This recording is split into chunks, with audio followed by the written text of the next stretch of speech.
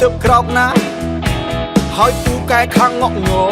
រករឿងមិនឈប់មិនឈរបើខ្ញុំមិនពូកែត្រោច្បាស់ជារឿងធំមានសង្សារស្អាតចេញតែទ្រាំទៅតែមករអ៊ូងើប្រាក់តែមិត្តភក្តិណាពួកវាស្ដីអោបខ្ញុំថាម្ដេចឯងមិនឆេងទៅណាខ្វះណាស់ស្រីពេញលោកកាម្ដេចឯងមិនយកណាត់ជួបជីវ៉ាចង់និយាយឲ្យវាច្បាស់ការពុំថាអត់ខ្វល់ទេណាសំខាន់អូនស្អាតបងចង់គិតអីគិតទៅចង់បែកឬក៏ចង់ងើ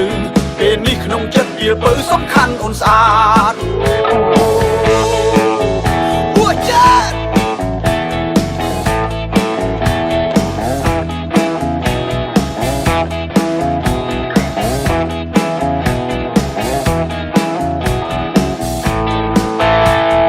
មានសង្សារមួយថាមុខខ្ជូតម្លេះទេ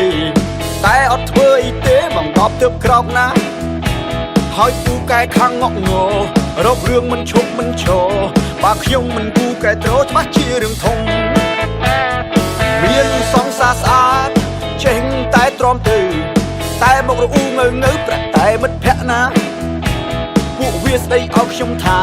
ម្ដេចឯងមិនឆេងទៅណាខ្វះណាស់ស្រីពេញលោកកាម្ដេចឯងមិនយកណាត់ជួបជីវ៉ា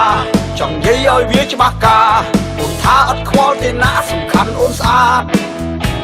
បងចង់គិតអីគិតទៅចង់បែកឬក៏ចង់ងើពេលនេះក្នុងចិត្តវាបើសំខាន់អូនស្អាតពួកចាត